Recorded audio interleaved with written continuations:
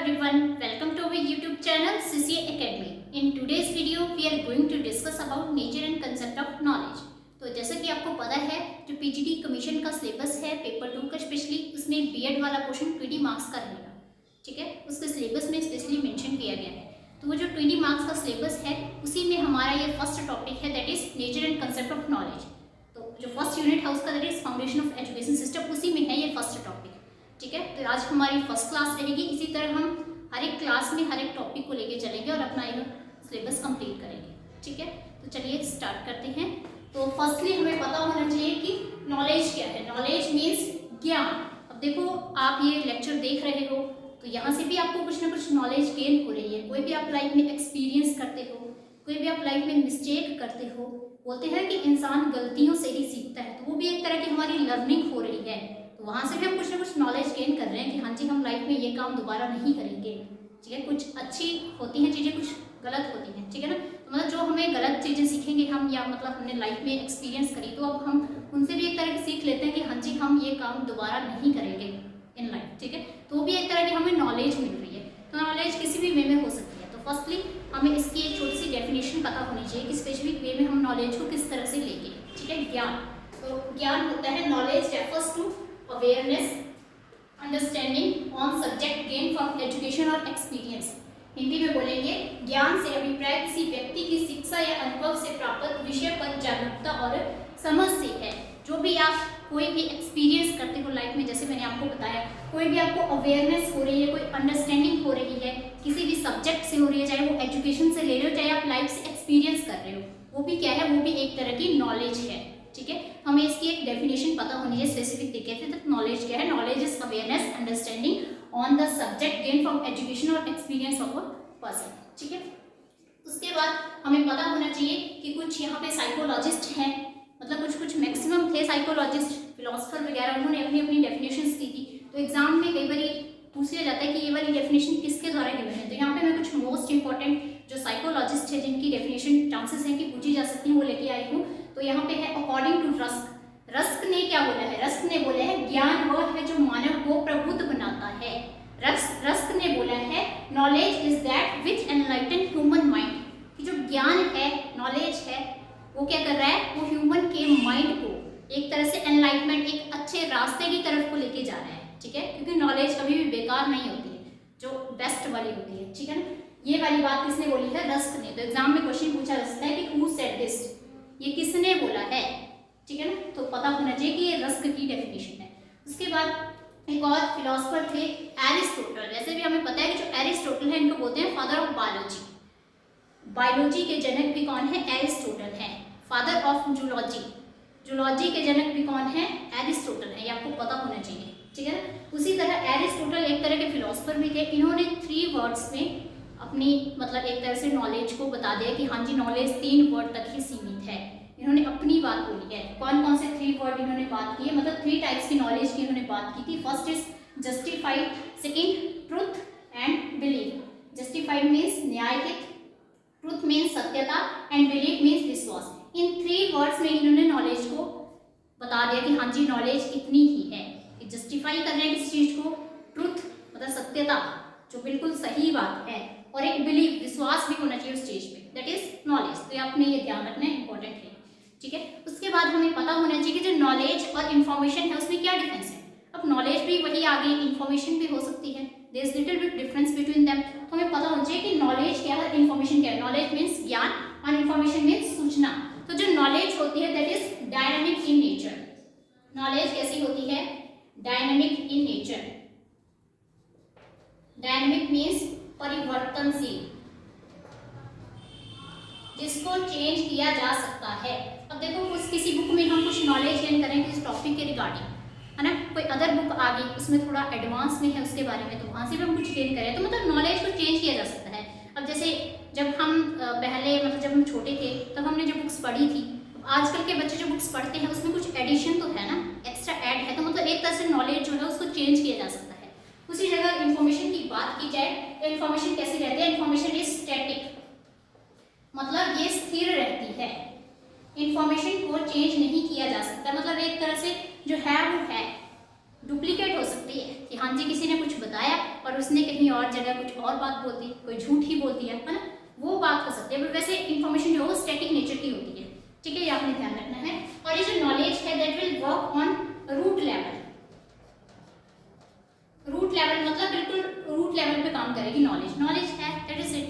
और जो इन्फॉर्मेशन है that is information is part of knowledge. Part of knowledge, जो ज्ञान का एक तरह से पार्ट है ये, ठीक है। इन्फॉर्मेशन मतलब ज्ञान के अंदर ही आती है इन्फॉर्मेशन, और जो नॉलेज है वो, जो ज्ञान है वो रूट लेवल पे काम करेगा, ठीक है। और जो नॉलेज होती है ये होती है फेस टू फेस। अगर आपने किसी को नॉलेज देनी है तो आप फेस टू फेस दे देंगे, ठीक है ना, एक तरह से फेस टू फेस इंटरेक्शन हो रही है, या मतलब किसी भी तरीके से दे रहे हो, मतलब फेस टू फेस ही आप किसी को नॉलेज अच्छे से दे सकते हो। या फिर कोई बुक से पढ़ रहा है तो वो भी फेस टू फेस इंटरेक्शन है बुक के साथ, चाहे फोन पे पढ़ रहा है वो भी फेस टू फेस है। वो जो इन्फॉर्मेशन हो सकती है, इन्फॉर्मेशन में भी डुप्लीकेट हो सकती है, जरूरी नहीं कि फेस टू फेस इंटरेक्शन हो, डुप्लीकेट फॉर्म में हो सकती है, कैसे भी दे दीजिए आप, गलत दे दीजिए, जैसी मर्जी दे दीजिए, है ना। तो आपको फिलहाल इतना पता होना चाहिए कि नॉलेज क्या होती है, इन्फॉर्मेशन क्या होती है। नॉलेज मीन्स ज्ञान, इन्फॉर्मेशन मीन्स सूचना, ठीक है, ओके। तो these both are not common term, there is little bit difference between them, मतलब कुछ ना कुछ इनमें डिफरेंस है, ठीक है, ओके। अब इसके बाद हम बात करेंगे types of knowledge. But types of knowledge की बात करने से पहले आपको एक और चीज बताती हूँ कि अगर हमें ये पूछा जाए study of knowledge is called, कि जो स्टडी ऑफ नॉलेज होती है कि ज्ञान का जब आप अध्ययन करते हो उस ब्रांच को क्या बोलते हैं, तो that is called epistemology. Note करेंगे एपिस्टेमोलॉजी। एपिस्टेमोलॉजी क्या होती है? Epistemology is the branch of philosophy that deals with study of knowledge, जिसमें हम ज्ञान का अध्ययन करते हैं। ये एक तरह की फिलॉसफी की ब्रांच है जिसमें हम ज्ञान का एक तरह से अध्ययन कर रहे हैं, दैट इज कॉल्ड एपिस्टेमोलॉजी, ठीक है, ये आपने ध्यान रखना है। अब हम बात करते हैं टाइप्स ऑफ नॉलेज। वैसे तो बहुत सारे टाइप्स होते हैं नॉलेज के, बहुत एडवांस लेवल की होती है नॉलेज। नॉलेज का कोई एंड पॉइंट तो है नहीं, कोई टॉपिक आप पढ़ रहे हो उसका एंड पॉइंट तो होगा ही नहीं। जैसे जीके हो गया, जीके का तो कोई एंड पॉइंट है ही नहीं, है ना, पढ़ते जाओ पढ़ते जाओ पढ़ते जाओ, ओके। उसी तरह जो नॉलेज है इसके भी बहुत सारे टाइप्स हैं, बट मैं कुछ कुछ यहाँ पे आपको लेके आई हूँ जो इंपॉर्टेंट से हैं और जिनके बारे में आपको पता होना चाहिए, क्योंकि हमें पता है कि साइकोलॉजी में, या जैसे साइकोलॉजी वाला क्वेश्चन है ऑलमोस्ट ये जो भी है, ठीक है ना, बीएड वाला क्वेश्चन है, इसमें स्टेटमेंट बेस्ड क्वेश्चन ज़्यादा पूछे जाते हैं। तो अगर आपको किसी वर्ड का मीनिंग पता है, जैसे कोई भी नॉलेज का टाइप है उसका मीनिंग पता है कि हाँ जी क्या है, तो कोई भी स्टेटमेंट आएगी तो आपको आंसर करने में दिक्कत नहीं आने वाली है, ठीक है। तो फर्स्टली हम बात करते हैं टाइप्स ऑफ नॉलेज। तो जैसे कि मैंने यहाँ पे लिखी है मैं टाइप्स, तो फर्स्टली हम सबसे पहले बात करते हैं tacit knowledge. Tacit knowledge, tacit means निशब्द ज्ञान, जैसे कि नाम से भी पता चल रहा है निशब्द। निशब्द means that knowledge is without words, without words, मतलब वर्ड्स से हम इस चीज को एक्सप्रेस नहीं कर सकते। बोलने का मतलब है, यहाँ पे आपने ध्यान रखना है कि ये जो टैसिट नॉलेज होती है that is very difficult to transfer, ठीक है ना, मतलब इसको इजीली हम किसी दूसरे को शेयर नहीं, किसी दूसरे को दे नहीं सकते, इजीली हम किसी दूसरे के साथ बांट नहीं सकते। मतलब एकदम से बोलते हैं हाँ जी मुझे दीजिए नॉलेज, तो हम इसको ट्रांसफर नहीं किया जा सकता। तो टैसिट नॉलेज में आपने ध्यान रखना है which is very difficult to transfer, कि हम किसी दूसरे व्यक्ति को इस ज्ञान को नहीं दे सकते हैं, बड़ी आसानी से नहीं दे सकते हैं, बहुत डिफिकल्टी है देने में, ठीक है। एंड ये जो टैसिट नॉलेज होती है इसको हमें अपने दिमाग में भी स्टोर करने की ज़रूरत नहीं होती कि हाँ जी स्टोर कर रहे हैं, नहीं, रिकॉल करने की भी ज़रूरत नहीं है। ये जो चीज़ें मैं बोल रही हूँ वो आप अपनी कॉपीज में नोट कर सकते हैं, क्योंकि मैं यहाँ पे लिख नहीं रही हूँ, बट जब मैं बोल रही हूँ तो आप उसको नोट कर सकते हो, ठीक है। मेन है ये जो वर्ड्स हैं इनको आपने समझना है, क्रैम नहीं करना है, जस्ट नॉर्मल समझिए। टैसिट नॉलेज मीन्स जिसको आप किसी दूसरे को शेयर नहीं कर सकते। अब इसको एग्जाम्पल के थ्रू लेते हैं, जैसे फॉर एग्जाम्पल मान लीजिए किसी को स्विमिंग आती है, मेरा एग्जाम्पल ले लीजिए, मान लीजिए मुझे स्विमिंग आती है, कोई सेकंड पर्सन आ गया हाँ जी मुझे भी स्विमिंग सिखाइए, मैं एकदम से तो उसको स्विमिंग नहीं सिखा सकती कि हाँ जी मैंने बोल दिया कि ऐसे ऐसे करिए। मैं उसको यही बोलूँगी कि हाँ जी प्रैक्टिस कीजिए, with practice you can gain everything, कि आप प्रैक्टिस कीजिए, आप प्रैक्टिस के साथ अच्छा कर सकते हैं, मे बी आप मेरे से भी अच्छा कर लें, है ना। अदर एग्जाम्पल ले लेती हूँ, जैसे म्यूजिशियन का एग्जाम्पल ले लिए, मान लीजिए किसी को म्यूजिक बहुत अच्छे से आता है, कोई बड़ा अच्छा म्यूजिशियन है, ठीक है, किसी कोई दूसरा व्यक्ति आया वहाँ पे कि हाँ जी मुझे भी म्यूजिक सिखा दो। अब एकदम से तो हम उसको म्यूजिक नहीं सिखा सकते, हम उसको यही बोलेंगे कि हाँ जी आप प्रैक्टिस कीजिए, जब आप प्रैक्टिस करोगे तो आप अच्छे से म्यूजिक सीख लोगे, मे बी आप हमसे भी ज़्यादा बेहतर म्यूजिक सीख ले, तो तभी बोला मैंने जो टेसिट नॉलेज है that is very difficult to transfer, इसको इजीली ट्रांसफर नहीं किया जा सकता, ठीक है, और ना ही इसको रिकॉल करने की जरूरत है। अब मान लीजिए कोई गाड़ी सीख ली आपने, है ना, गाड़ी सीख ली, कोई सेकंड पर्सन बोल रहा है कि हाँ जी मुझे भी गाड़ी सिखाइए, तो हम सिखाने में टाइम लगेगा ना, कुछ टाइम लगेगा, उसको बोलेंगे कि हाँ जी लर्निंग बाय डूइंग, खुद से करिए, सीखिए थोड़ा थोड़ा, तभी आप सीख पाओगे, आप मे बी आप मुझसे भी ज़्यादा बेहतर सीख लें। तो मतलब इजीली हम इस नॉलेज को किसी दूसरे को नहीं दे सकते हैं। या अदर एग्जांपल लेना हो तो आइडियाज़ ऑफ द पर्सन, जो भी हमारे माइंड में आइडियाज़ होते हैं हम किसी दूसरे को शेयर थोड़ी ना कर सकते, है ना, अपने आइडियाज़ हैं, किसी दूसरा बोले कि हाँ जी जैसे आइडिया आप लेते हो वैसे ही मुझे दे दो, that is very difficult to transfer. अब उसका अपना मतलब अपनी मर्जी है, अपने दिमाग है, अपने हिसाब से सोचेगा। अब पर्सन कोई भी है, अपना अपना माइंड है सभी का, तो सभी के आइडियाज़ अलग अलग होते हैं। जब भी हम कोई जैसे कोई भी कुछ भी मतलब एक तरह से कुछ भी काम कर रहे हैं, कोई भी हमने स्कीम बना रहे हैं, तो हमने एक ग्रुप में बोल दिया कि हाँ जी अपने अपने आइडियाज़ दो, तो ज़रूरी नहीं है कि सभी के आइडियाज़ सेम होते हैं, तो मतलब सभी की मेंटल पावर अलग अलग होती है, सभी की थिंकिंग कैपेसिटी अलग अलग होती है। तो सीधे आपने याद रखना है कि जो टेसिट नॉलेज है it is very difficult to transfer, इसको हम इजीली किसी के साथ शेयर नहीं कर सकते, मतलब इजीली हम किसी को दे नहीं सकते, ठीक है, ओके। उसके बाद हम सेकेंड टाइप ऑफ बात कर रहे हैं, that is explicit knowledge. Explicit knowledge मतलब स्पष्ट ज्ञान। एक्सप्लिसिट नॉलेज कैसी होती है, which is easy to write and share, easy to write and share, जिसको हम इजीली लिख सकते हैं और इजीली किसी के साथ बांट सकते हैं। जैसे हम कोई बुक पढ़ रहे हैं, मान लीजिए कोई आप बुक पढ़ रहे हो, बुक पढ़ी, किसी को इजीली बता दिया कि हाँ जी ऐसी लाइन मैंने पढ़ी, नॉलेज की मैंने डेफिनेशन पढ़ी, हाँ जी किसी दूसरे को बता दे कि हाँ जी ये है नॉलेज की डेफिनेशन, तो मतलब दैट इज एक्सप्लिसिट नॉलेज, हम किसी को इजीली दे पा रहे हैं। कोई हम रिकॉर्डेड फॉर्म में लेक्चर सुन रहे हैं, अब ये वीडियो है आप रिकॉर्डेड फॉर्म में बाद में सुन रहे हो, तो वो भी एक तरह की नॉलेज है, वो आप किसी दूसरे को दे सकते हो जाके, दैट इज एक्सप्लिसिट नॉलेज, ठीक है। तो एक्सप्लिसिट नॉलेज में आपने ध्यान रखना है that is easy to write and share, स्पष्ट ज्ञान आप इजीली किसी दूसरे को दे सकते हैं, और ये जो होगा ये रिकॉर्डेड फॉर्म में होगा, बुक्स पढ़ रहे हो आप, लाइब्रेरी में पढ़ रहे हो, ठीक है ना, किसी ने बोल दिया कि हाँ जी मुझे बताओ, तो एकदम से आप बता दोगे, ठीक है। तो ध्यान रखना है एक्सप्लिसिट नॉलेज कैसी होती है, मैंने पहले भी बोला क्वेश्चन किसी भी फॉर्म में बन सकता है exam, that is PhD exam, ठीक है ना, तो आपने अपने हिसाब से आंसर करना है, बट पहले आपको इन वर्ड्स के मीनिंग पता होने चाहिए, ठीक है। उसके बाद हम थर्ड टाइप की बात करेंगे, that is implicit knowledge. Implicit knowledge या अप्लाइड नॉलेज, निहित ज्ञान, ठीक है। तो इम्प्लिसिट क्या होती है, that is applied form of explicit knowledge. Explicit knowledge मतलब जो स्पष्ट ज्ञान होता है उसकी ही एक तरह से यह अप्लाइड फॉर्म है, मतलब जो आपने बुक्स से ज्ञान ले लिया उसको आप प्रैक्टिकली कैसे अप्लाई कर रहे हो, प्रैक्टिकल लाइफ में कैसे अप्लाई कर रहे हो उस ज्ञान को। जैसे फॉर एग्जांपल आप ले सकते हो कोवर्कर कोचिंग, जैसे मेन जो हेड होता है किसी भी इंस्टीट्यूशन का, फॉर एग्जांपल अब उसने जो भी ज्ञान लिया होता है वो उसको किस तरह से बच्चों को रिप्रेजेंट कर रहा है, किस तरह से अपने कुलीग को बता रहा है, किस तरह से अपने स्टाफ को बता रहा है कि हाँ जी आपने ऐसे ऐसे करना है, कोई भी इन्फॉर्मेशन दे रहा है वो कि हाँ जी आपने ये रूल्स फॉलो करने हैं, आपने ये करना है वो करना है, प्रैक्टिकली आपने इस तरह से फॉलो करना है। जैसे हम भी कोई टॉपिक हमने किसी को पढ़ाना होता है तो हम भी एक सीक्वेंस बेसिस पे चलते हैं कि हाँ जी वो तरीका, बट यहाँ पे हम प्रैक्टिकली कैसे चीज़ों को अप्लाई कर रहे हैं वो है हमारे पास इम्प्लिसिट नॉलेज।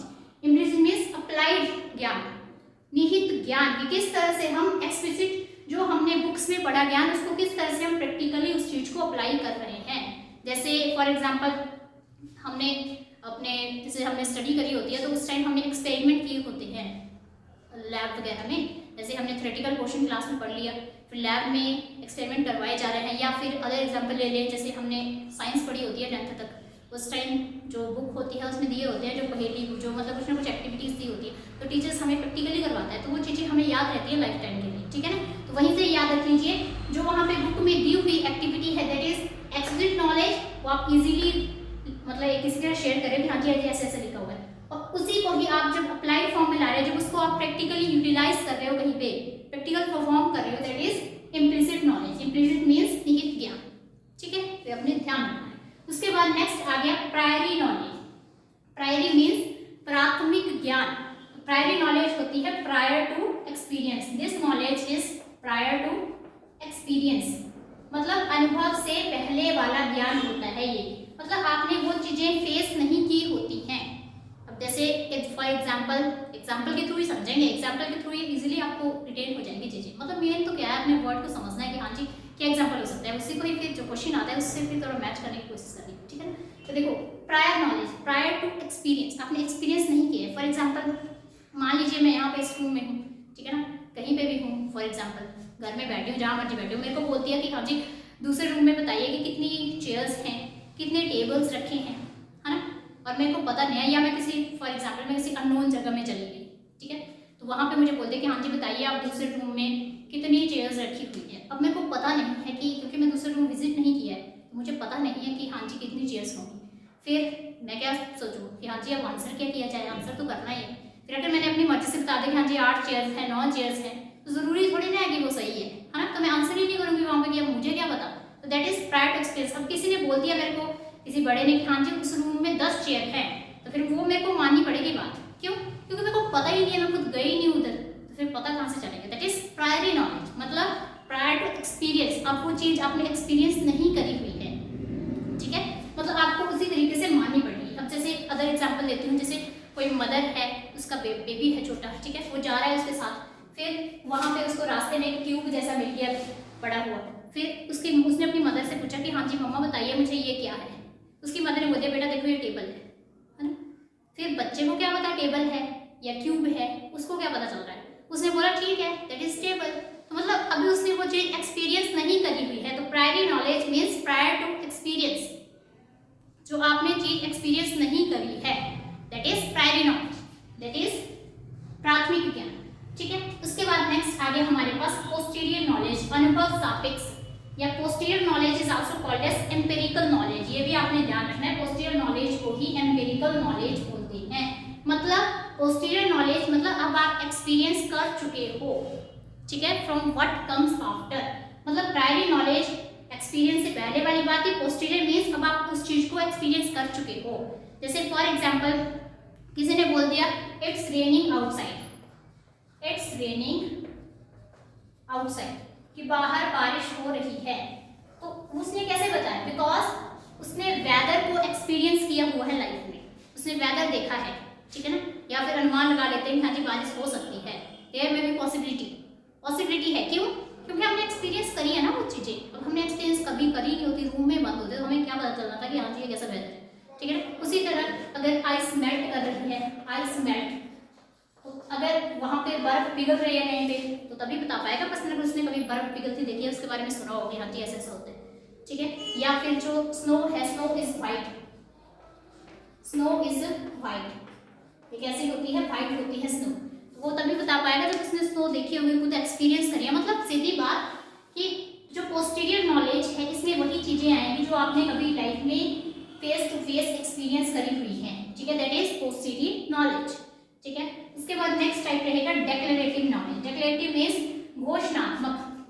तो ध्यान रखना है कि जो घोषणात्मक नॉलेज होती है that is based on facts, facts पे बेस्ड है ये, that is static in nature. Declarative जो नॉलेज होती है that is static in nature, स्थिर होती है, कांट बी चेंज, जिसको चेंज नहीं किया जा सकता है, क्योंकि डेक्लेरेटिव नॉलेज हमेशा फैक्ट पे बेस्ड होती है, कोई भी रीजन है उसके ऊपर बेस्ड होती है। जैसे for example sun rises from east, कि जो सन है वो, जो सूर्य है वो पूरब से उगता है, तो इसको चेंज थोड़ा ना किया जा सकता, हम देख भी रहे हैं, हाँ जी साइंटिफिकली प्रूव है कि पूर्व दिशा से ही निकलेगा सूरज, या फिर पश्चिम दिशा में छिपेगा जाके, तो वो साइंटिफिकली प्रूफ है। तो वो कौन सी नॉलेज है, दैट इज डेक्लेरेटिव नॉलेज। जो आपने ध्यान रखना है दैट इज घोषणात्मक ज्ञान, कि जिसको फैक्ट पे बेस्ड है, जिसको कभी भी चेंज नहीं किया जा सकता, वो कैसी है, स्टैटिक इन नेचर, ओके। उसके बाद नेक्स्ट आएगा हमारे पास procedural knowledge. Procedural knowledge means how to perform any task in procedural form, मतलब एक प्रोसीजर की फॉर्म में आप कैसे टास्क को फॉलो करें। जैसे हमने एक्सपेरिमेंट करे होते हैं तो उसमें प्रोसीजर लिखा होता है सारा कि हाँ जी टेक वन दिस व्हाटएवर, ठीक है ना, कुछ भी दिया हुआ है। तो मतलब प्रोसीजरल मीन किस तरह से आप प्रोसीजरली उस काम को कर रहे हो। जैसे for example how to make tea, चाय कैसे बनानी है, पहले आपने क्या क्या डालना है उसमें, या फिर खाना बना रहे हो कैसे कुकिंग करनी है, ठीक है ना। मतलब प्रोसीजर की फॉर्म में कि हाँ जी पहले हमने ये करना है, पहले हमने वो करना है, ठीक है। तो प्रोसीजर नाम से ही पता चल रहा है प्रक्रियात्मक, जिसमें प्रक्रिया फॉलो हुई है, दैट इज प्रोसीजर नॉलेज। तो इसमें एग्जांपल लिख सकते हो आप कुछ भी प्रोसीजर नॉलेज में, how to make tea, how to make coffee, how to make coffee, जो प्रोसीजर की फॉर्म में चलेगी knowledge that is procedural knowledge. उसके बाद लास्ट हमारे पास टाइप रहेगा रिवील्ड नॉलेज। रिवील्ड मीन्स प्रकट ज्ञान। ओके, तो जो प्रकट ज्ञान होता है that is spiritual and religious knowledge which we not know from innate but learn through religious books.